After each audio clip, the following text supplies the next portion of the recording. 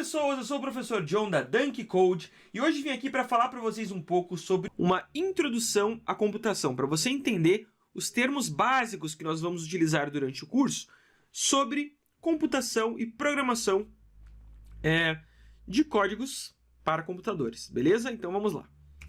Bom, primeiramente o que é computação? Importante entender que computar é processar dados, ou seja, eu recebo dados, faço alguma coisa com eles, que pode ser qualquer coisa, e depois eu trago algum tipo de resultado, certo? Então, olha lá, a computação pode ser definida como a busca de uma solução para um problema a partir de entradas, essas entradas chamadas de inputs, e trazem resultados, que são as outputs, depois de trabalhar através de um algoritmo. Por exemplo, um dia, um matemático inventou uma operação chamada soma, certo? E a soma funcionava da seguinte forma. Eu tinha N termos, né? Alguns termos, e aí eu junto aqueles valores e depois trago o resultado final, que é a soma daqueles valores, certo? Isso foi definido. Então é uma forma de computar, uma forma de processar dados no computador, seria, por exemplo, ter um programa de soma, que recebe, digamos, sei lá, 2 valores, poderiam ser, as inputs poderiam ser 2 valores.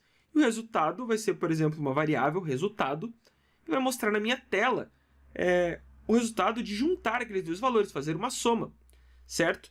E o que é esse processo do meio aí? Esse cara, o que é a soma em si? É um algoritmo. O algoritmo da soma foi definido como juntar o que eu tenho com outra coisa que eu tenho, e esses dois juntos vão ser, então, a soma de 2 valores. Perfeito? A computação está presente em trocentos lugares atualmente. Tanto no seu computador, é óbvio, no seu celular, algumas luzes automatizadas também, está dentro de todos os robôs, controlando aviões, desde o painel de controle até essa pequena telinha que tem interativa aqui, nos videogames, em realmente muitos lugares, né? Todos os lugares que temos computadores, nós temos computação.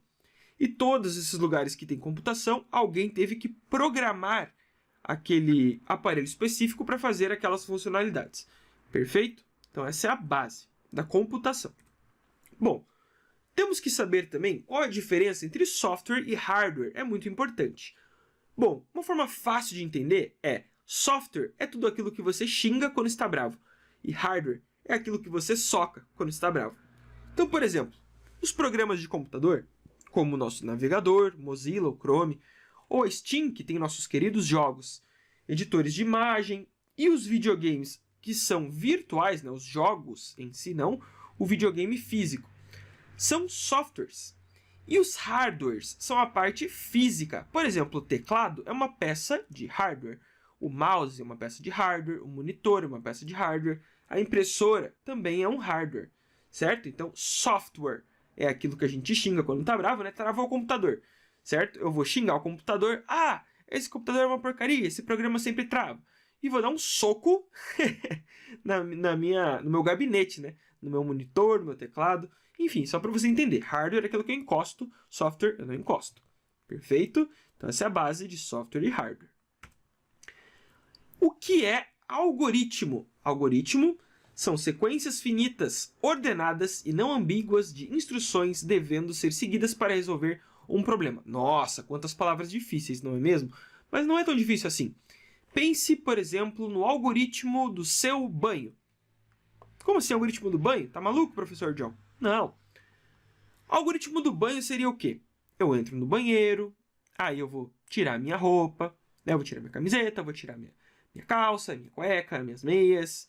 Aí eu vou abrir a porta do box, eu vou entrar no box, eu vou ligar a água, ajustar a temperatura da água, passar sabonete, passar shampoo, vou enxaguar, tudo isso, vou fechar a água, pegar a minha toalha, me secar, e esse foi o meu algoritmo do banho. Simples, né? O algoritmo é uma sequência finita de comandos. Certo? Então esse seria, por exemplo, o algoritmo do banho. E é isso que a gente vai fazer quando a gente for programar. Por exemplo, como eu falei, o algoritmo da soma, eu vou pegar um valor, eu vou ler esse valor. Eu vou pegar um outro valor, ler esse valor, vou criar um resultado que vai receber a soma dos 2 valores e vou exibir na tela o resultado dessa soma. E esse será o algoritmo da soma. Perfeito. Então, isso que é algoritmo, uma sequência de instruções. O que é, então, programar? Bom, é o processo pelo qual o programador escreve em alguma linguagem de programação, nesse curso C, por exemplo, né, ou C++, um código-fonte de um software. Então, eu vou escrever o algoritmo, certo? Usando alguns comandos específicos que veremos mais para frente. Esse código vai informar ao programa o que ele tem que fazer e como.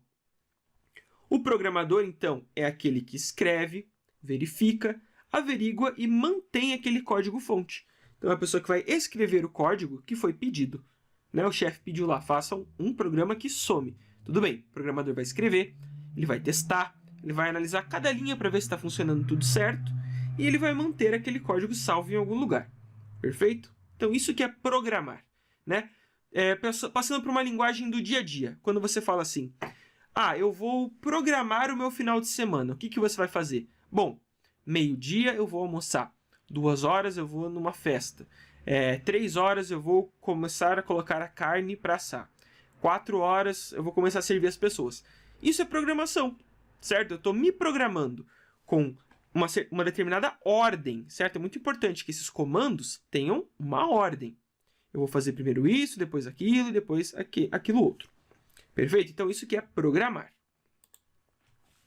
O que é IDE? Bom, para eu poder programar, eu vou precisar de um programa específico para isso, né? Um software, certo? Aquilo que eu não posso socar. É um programa de computador. Bom, o que é uma IDE, então? A IDE é um ambiente de desenvolvimento integrado, né? Só que em inglês fica IDE. É um software para criar aplicações que combina ferramentas comuns de desenvolvimento em uma única interface gráfica do usuário. Nossa, quantas palavras difíceis, mas também não é nada difícil. Nada mais é do que um programinha que eu vou abrir para escrever o meu código. E aí eu vou rodar o meu código e ele vai trazer um resultado. Certo? Então isso que é uma IDE. Nesse curso, nas próximas aulas, eu vou ensinar você como instalar a IDE. Beleza? Você não precisa usar especificamente a do curso, mas é recomendado que você utilize ela. Muito bem, então vamos entender como que funciona para um código que eu escrevi em C, por exemplo, se transformar em um programa que vai ser executado pelo meu computador. Bom, então eu vou abrir a minha IDE, né? No caso do curso pode ser o CodeBlocks, ou o Dev C++, ou então o Visual Studio. Eu vou abrir aquele programa. E aí eu vou escrever um código, um arquivo .c. Né? Por exemplo, quando você escreve um arquivo do Word, ele é .doc. Né? Quando você escreve um arquivo de slides, ele é .ppt. Aqui, os programas em C são .c ou então .cpp, se for C++. O programinha é esse aqui, ó. Então eu vou abrir ele e vou escrever um código aqui dentro, em C. Ou C++, né? C ou .cpp. Conforme a aula. O que vai acontecer? Quando eu apertar nesse botãozinho aqui, que tem uma engrenagem amarela e um play verde, ele vai chamar o compilador, que nada mais é do que um tradutor. O nosso computador, na verdade, ele só entende duas coisas, que são zeros e uns, certo? A presença ou ausência de informações que, juntas em uma sequência, faz o computador entender o que ele tem que fazer. Então, o computador, né, eletricamente, só entende 0, 1, 0, 1, 0, 1. Só que como alguém já fez isso por nós, né, já programou todo o sistema operacional do Windows, do Linux, do Mac, nós não temos que nos preocupar com isso, certo? Porque já foram criados os compiladores. Então eu não tenho que me preocupar com isso, só tenho que entender que eu vou escrever um código em C e eu vou mandar ele compilar, certo? É como se eu estivesse mandando, é como se eu tivesse colocado os ingredientes do bolo para serem feitos, mas eu tenho que pôr no forno, porque senão eu só tenho um monte de ingrediente jogado ali numa tigela. O compilador é como se fosse o forno. Ele vai esquentar para preparar aquilo para eu poder comer depois, certo? Nossa, essa analogia foi excelente, na verdade, eu acabei de pensar nela. E aí o que vai acontecer? Eu jogo para o compilador e o que ele vai me retornar? Um programa que pode ser executado pelo computador, certo? Eu escrevo o código, ele vai produzir como se fosse o bolo e vai me trazer o bolo, que vai ser mostrado que eu vou poder comer. Ou seja, o código que eu vou poder executar. .exe, que é o tipo de arquivo executável do Windows, por exemplo, certo? Então é isso. Escrevo um código, ele é compilado, e aí ele gera um arquivo executável para mim e mantém o meu código C, caso eu queira fazer algumas alterações. Perfeito? Esse arquivo executável não pode ser editado. Por quê? Porque eu edito o arquivo C. O executável ele já está nesse formato 01010101, não dá para editar mais. Ele está na linguagem do computador, eu não iria entender se eu abrisse ele, entendeu? E é isso, muito importante entender esses conceitos. Pense na analogia do bolo. Bom, e aí dentro do meu código eu vou ter que trabalhar com uma coisa chamada variável. Na verdade, eu vou trabalhar com várias variáveis. E o que é uma variável? Bom, como o próprio nome já dá uma dica, é algo que varia. Interessante.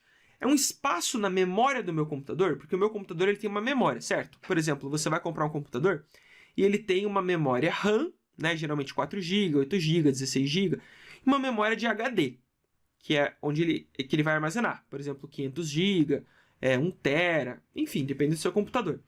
Bom, a memória RAM é a memória que está sendo gasta para processar dados. Interessante. Lembra que nós falamos sobre computar?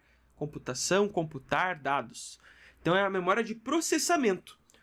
Quando eu crio uma variável, é como se eu criasse uma caixinha dentro da minha memória RAM e colocasse um valor lá dentro. Ou nenhum valor, mas eu estou reservando um espacinho na minha memória. Certo? A variável é como se fosse uma caixinha. E essa caixinha vai conter 4 coisas. Primeiro, um endereço na minha memória, porque a memória ela é sequencial, certo? Por exemplo, assim, eu criei uma variável, a variável é uma caixinha, legal. Criei outra variável, vai ter uma caixinha depois dessa caixinha. E cada uma delas vai ter alguma posição dentro da memória do meu computador, quando estiver sendo executada. Preciso me preocupar muito com isso? Não. Pense mais na analogia agora, nós estamos bem no comecinho, vamos com calma. É como se fosse uma vizinhança e eu tivesse casinhas, certo? E a memória fosse a minha cidade. Só que essa cidade é formada apenas por vizinhos laterais. Ou então você pode pensar também numa fila indiana, certo? Então eu tenho ali o meu endereço. Eu, por exemplo, moro na rua Professor Dário Veloso. Esse é o meu endereço. Perfeito. Aí eu vou ter também na variável um tipo. Os tipos mais comuns que nós utilizamos são int, que é para valores inteiros, float, que é para valores quebrados, né, números com vírgula, char é para letras e bool é verdadeiro ou falso, 0 ou 1. Eu também vou ter um nome para essa minha variável, como se fosse um nome para a minha caixinha, e um valor, que pode ser nulo, quer dizer, se eu não dou valor nenhum, ou não nulo, que seria se eu dou um valor. Um exemplo de variável seria, por exemplo, essa variável aqui, certo? Ela tem um endereço lá na memória, que é um número grande, que eu nem defino, não sou eu que defino isso. Quando eu crio a variável, o próprio computador já cria lá o endereço na memória que estiver disponível. Ela do tipo inteiro, né, int, só números inteiros. O nome dessa variável é caixa1, poderia ser absolutamente qualquer nome, porém nunca utilize acentos, tá? E não use muitos símbolos. De preferência, não use nenhum símbolo, tá? Só underline no máximo, por questão de organização. E o valor da variável é 5. Isso aqui é só um exemplo de variável. Como que eu defino ela no meu código? Int a, ou então, por exemplo, int caixa1, né? Poderia ser. Na verdade, seria int caixa1, igual a 5. Isso criaria uma variável e colocaria dentro dela o valor 5, uma variável inteira. Perfeito? Aqui seria a caixa 1, na verdade, tá? Mas pode ser A. A gente usa A, B, C, geralmente quando vai fazer pequenos programas. O importante é que você entenda a ideia do que é uma variável, tá? Uma variável é uma caixinha que guarda um valor. O que é uma função? Muito importante. Na linguagem C, denominamos função um conjunto de comandos que realizam uma tarefa específica. Por exemplo, como eu tinha dito, o algoritmo da soma poderia criar uma função de soma, né? Que é o que temos aqui. As funções também têm 4 elementos. O tipo de retorno, que é o que ela vai retornar depois que terminar de executar tudo que está dentro dela. Um nome, para eu poder chamar essa função. Parâmetros de entrada, que pode ter ou não parâmetros de entrada, tá? e um código interno que é o que vai fazer o meu algoritmo. Um exemplo de função seria uma função inteira chamada soma-valores, que recebe dois valores, a variável valor 1 e valor 2, e retorna a soma. É claro, o código em C seria assim. Int é o tipo de retorno, nome é o soma-valores, a entrada é o valor 1 e valor 2, esse é o código interno que retorna a soma, valor 1 e valor 2. Não se preocupe também em programar isso agora, nós vamos ter uma aula específica para funções. Só entenda que a função é isso, um conjuntinho de comandos, beleza? Só entenda o conceito por enquanto. Nós vamos colocar a mão na massa daqui a pouco. E o último conceito muito importante para a introdução à computação é o que são as bibliotecas. Bom, a função é um pedacinho que faz alguma coisa, né? Por exemplo, uma pessoa que limpa a casa. Tem várias funções, não é mesmo? Limpar o chão, lavar o banheiro, lavar a louça, varrer a casa. São várias funções. E a biblioteca é o conjunto dessas funções. Interessante, né? Então, quando eu junto várias funções, eu tenho uma biblioteca. E para que eu uso isso? Para não ter que programar tudo sempre do absoluto zero, para facilitar a minha vida. E toda vez que eu vou criar um programa em C, tem duas bibliotecas que eu sempre vou precisar incluir no meu código, que é a biblioteca stdio.h, que é uma biblioteca para eu poder ler valores, né? Lembra que a gente falou de input e output? Então, para ler valores e exibir valores, output, né? Imprimir, e a stdlib, que é a biblioteca responsável por alocar memória, gerar números aleatórios, converter variáveis e várias operações mais básicas e matemáticas que eventualmente iremos usar, certo? Então vamos fazer uma revisão dessa aula que é muito importante. Bom, software são programas de computador, aquilo que eu xingo, mas não consigo encostar. Hardware são as partes físicas do computador, aquilo que eu chuto, soco, bato, quando não está funcionando. Algoritmo é uma sequência de comandos, certo? Lembrando, mais um exemplo aí, lavar a louça. Qual é o algoritmo de lavar a louça? Bom, primeiro ligo a água, pego a esponja, coloco o sabonete, aí ensaboo cada um dos talheres e dos pratos e dos copos. Depois eu enxago, seco e guardo, certo? Algoritmo de lavar a louça. Programação, programar, né? É escrever os algoritmos, escrever essa sequência de comandos. IDE é onde eu escrevo os códigos. Compilador é o cara que traduz o código que eu escrevi de uma forma que o computador vai entender. Variável é uma caixinha que guarda um valor. Função é um conjunto de comandos que vai fazer alguma coisa específica. E bibliotecas são o conjunto de funções, certo? Você não precisa entender nada disso aqui muito profundamente agora. Entendendo esses conceitos básicos, você já vai conseguir seguir para as próximas aulas sem problema.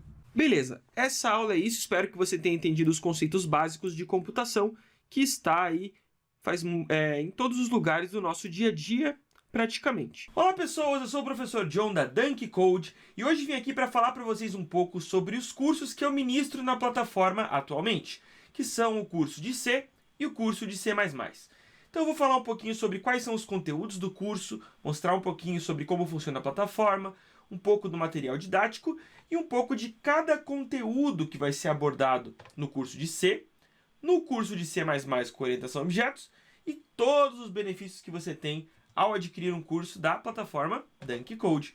Então vamos lá. Preparei aqui essa apresentação para vocês para explicar um pouquinho melhor e também vou abrir um pouco da plataforma para a gente ver. Vamos nessa. Então, é o seguinte. Os cursos que eu ministro aqui são os cursos de C. Nós temos o primeiro curso, que é um curso de Fundamentos de Lógica de Programação. Esse recomendado para você que nunca programou na vida e está pensando por qual linguagem seria uma boa começar. Linguagem C é excelente para começar. Tem muita gente que fala, mas por que eu vou aprender C? Tem vaga de programação, por exemplo, no Brasil, um estágio que você vai programar em C, C puro, né? É muito difícil, é muito raro. Mas então por que você vai querer aprender C? Não é melhor já ir lá aprender direto, né? Assim como temos outros cursos aqui da plataforma, de Java, C# e outros cursos? Você até pode fazer isso. Só que qual que é o problema? Quando você aprende uma linguagem que a gente chama de níveis mais altos, ou seja, aquelas que não lidam diretamente com o gerenciamento da memória, por exemplo, você acaba tendo alguns vícios que fica mais difícil você aprender outras linguagens depois. Quando você começa pela linguagem C, você aprende a trabalhar um pouco melhor diretamente com a memória, com o gerenciamento da memória do computador e otimizações que fazem com que aprender qualquer outra linguagem depois fique muito mais fácil.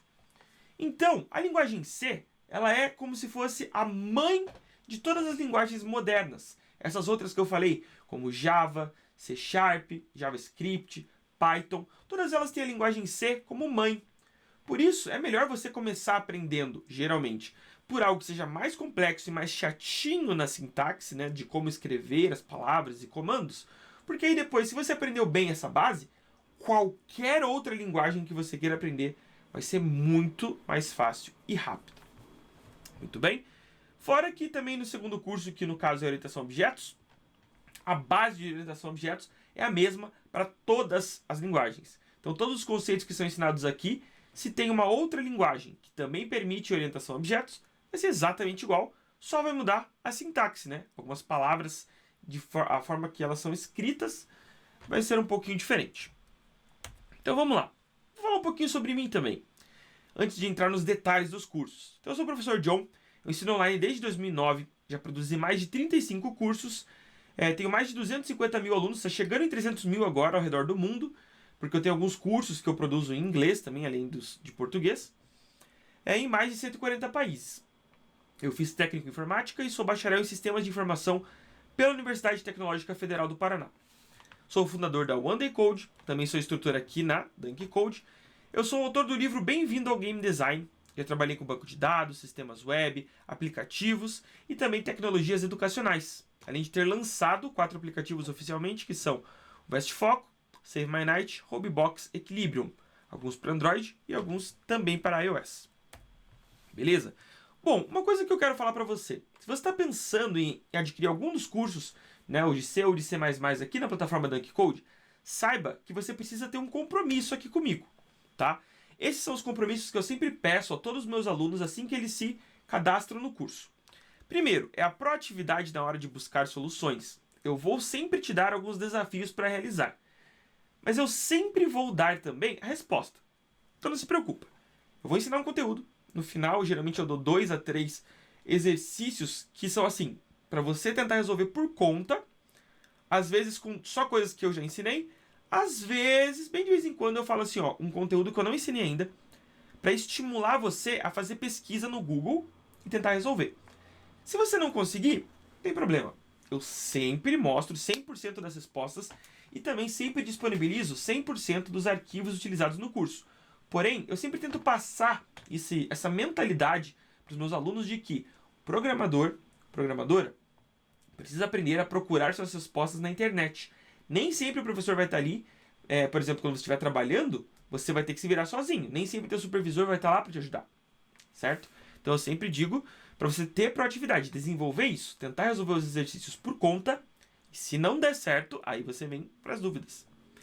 Aprender a aceitar que alguns termos ensinados simplesmente são daquele jeito, para não cair no looping infinito de conhecimento, que é uma coisa que eu sempre falo.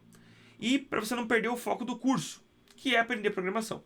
Então, algumas vezes, alguns momentos específicos, eu vou ensinar umas coisas meio por cima. Por exemplo, em C é bem clássico isso. Por exemplo, a gente inclui uma biblioteca para começar e a gente escreve int main. E essa vai ser nossa função principal. Tudo que a gente colocar dentro da int main é o que vai rodar assim que o programa inicia. Mas se eu tiver que explicar por que é int, por que o nome é main, o que é uma função, o que é aquela biblioteca que está lá em cima, na aula 1, eu já vou estar tendo que explicar conteúdo da aula 10.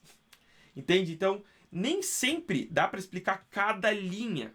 Às vezes, algumas coisas você tem que aceitar que elas são daquele jeito, escrever daquele jeito, e em determinado momento eu vou explicar para você por que é int main, o que é uma função, por que é int, por que é main, o que são aqueles parênteses que estão ali, o que é uma biblioteca, entende? Então é uma coisa bem complexa, meio paradoxal no ensino da computação, mas eu preciso que você aceite alguns termos, e isso serve para qualquer linguagem, tá, galera? Para não perder o foco, que geralmente o foco vai ser o tema da aula, né? E o terceiro é fazer os exercícios, tentar fazer por conta, e buscar também na internet, né? Ir além. Não é só fazer as aulas e pronto. tenta aprender coisas a mais, tenta desenvolver seus projetos próprios e não fique só observando. Se você só assistir os vídeos e não fazer exercício e não programar nada, você nunca vai aprender. Então vamos lá. Nosso curso de C, o curso mais básico aqui. Eu vou ensinar o seguinte: instalação da IDE, que é o programa, né, para programar, como imprimir e ler valores variáveis, como fazer operações matemáticas, multiplicação, soma, divisão, resto e assim por diante, como trabalhar com as condicionais, que são muito importantes, que são o if e o switch, e onde cada um deles é mais utilizado, como trabalhar com conectivos lógicos, que é um passo a mais das condicionais, quando eu quero analisar mais de uma condicional ao mesmo tempo, como fazer os laços de repetição, que é quando a gente quer repetir alguma ação várias vezes, utilizando o while e for, e quais são os tipos de while e for, como trabalhar com eles, como construir menus, trabalhar com constantes, que são valores invariáveis, como trabalhar com vetores e matrizes. Lembrando que todos os conteúdos sempre vão ter exercícios para você praticar e também respostas. Bom, então, primeiramente você faz esse curso de C, tá? Não pegue o curso de C++ se você ainda não fez o curso de C. O curso de C++, ele é bem mais complexo e mais difícil, e já assume que você domina os conteúdos do curso de C, né? No curso de C++, então, eu ensino a parte de orientação a objetos, que sim, é extremamente utilizado no mercado, é um padrão. A gente chama de POO, Programação Orientada a Objetos, ou OOP, Object Oriented Programming. E são esses conteúdos ensinados. Criação de classes. O que são as classes? É quando a gente pega um conceito do mundo real e transforma ele numa classe. A classe vai ser um modelo, e a partir desse modelo nós criamos objetos, que vão seguir este modelo de exemplo. E esses objetos terão propriedades. Então a classe é como se fosse uma forma, né? Uma forma, por exemplo, de um biscoito, uma bolacha, como o pessoal adora brincar e brigar, né? E aí eu vou ter essa bolacha, biscoito, e vai ter um sabor, vai ter um preço, né? Vai ter um tamanho. Essas são as propriedades do meu objeto, que foi criado a partir do molde de biscoito, bolacha, cookie, da classe. E assim por diante, para qualquer coisa. Seres humanos, para uma empresa, para um eletrônico, o que quer que seja. Eu vou trabalhar a abstração. Eu vou ter um conceito, uma coisa do mundo real, e eu vou abstrair isso e transformar em código. Olha só que interessante. Assim o sistema fica muito mais legal de se ler e muito mais fácil de programar e cuidar também.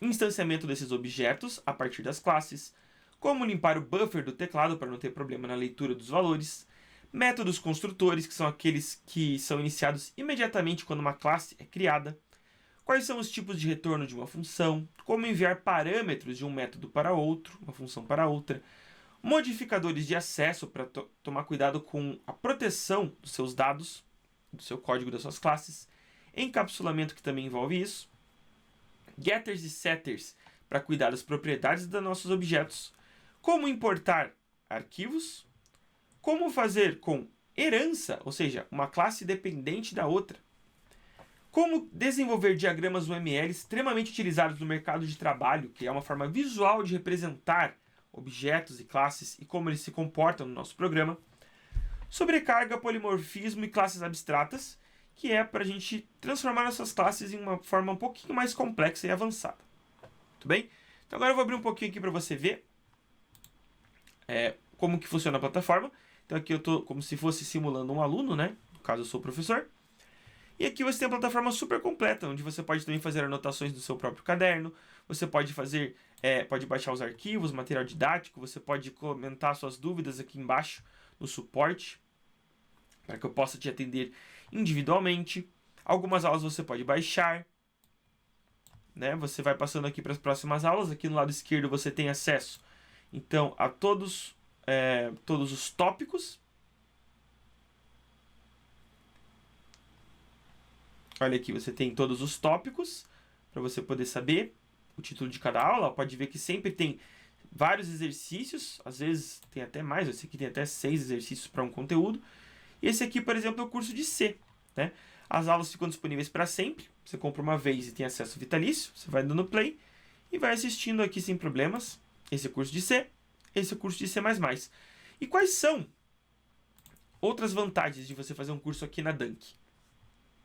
Bom, então a primeira coisa é acesso imediato. Assim que você paga o curso, né, se for por boleto, às vezes pode demorar um pouquinho para aprovarem lá no banco.